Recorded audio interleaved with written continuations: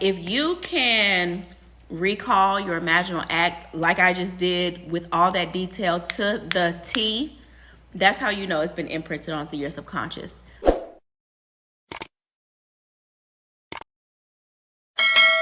Hey y'all, it's Taaj. Welcome back to the channel, and I'm back today with some more free tea. If you're new to this channel, welcome. We transmute energy and ascend. We talk about things like the law of assumption, creating our dream realities, and simply being the best versions of ourselves. So today I want to talk to you guys about a question that I oftentimes get in my comment section, and that question is, how do you know that your visualizations have really imprinted onto your subconscious? How do you know? So I'm here to tell you how to know. So if you're interested in this, then just keep on watching. So I am whispering and trying to be normal because I'm in my classroom while my kids are at PE doing this video.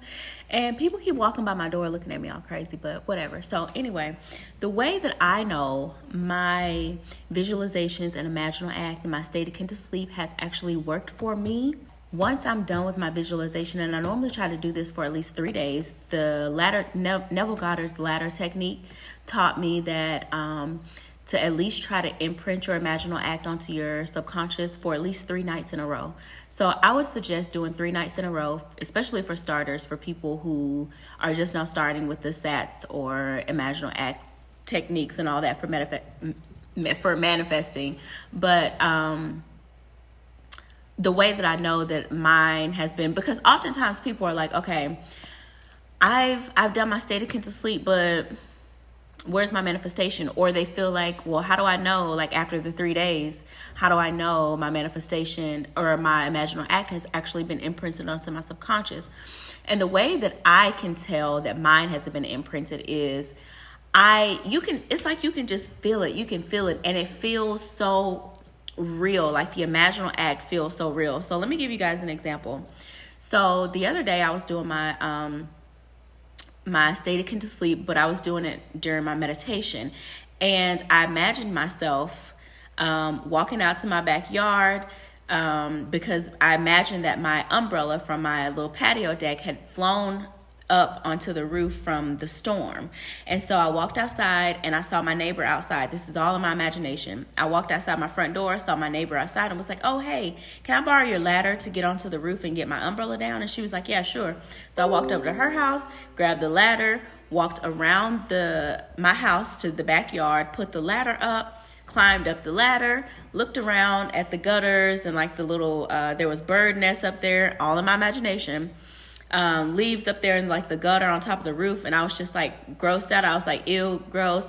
I'm gonna go up here and get I carefully walked over there, grabbed my umbrella, carefully walked back to the edge of the roof, dropped it down on the ground, walked back over to the ladder, and carefully climbed back down the ladder, grabbed the ladder, walked back around to the house, gave it back to my neighbor, said thank you, walked back around the house to the backyard again, put my umbrella back in its little holster, fixed everything on the back patio deck, walked back around to the house, to the front door, walked inside, and then I was done.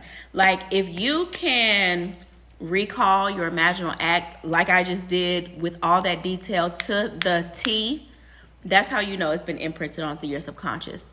That's how you know, because it's almost like, think about when you have experiences, or when you go to the beach, or when you do anything in real life. If you have some sort of experience, you can normally recall it. If you go to the beach, or you hang out, or you have a run-in with a coworker, you can recall every detail for the most part to someone else.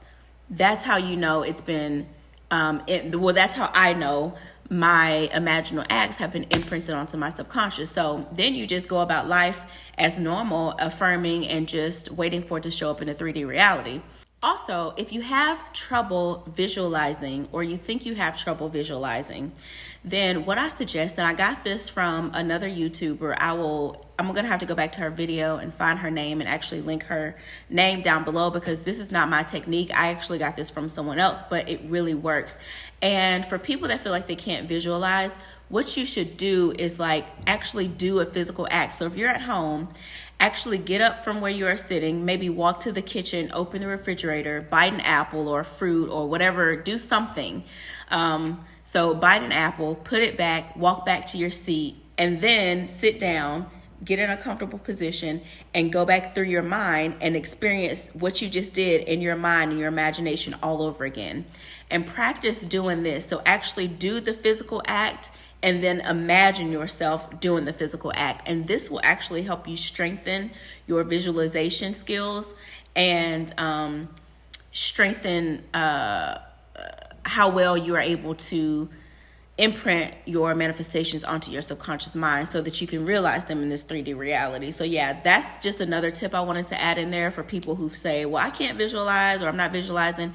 And your subconscious mind, the reason why visualization is so important is because your subconscious mind sees in pictures.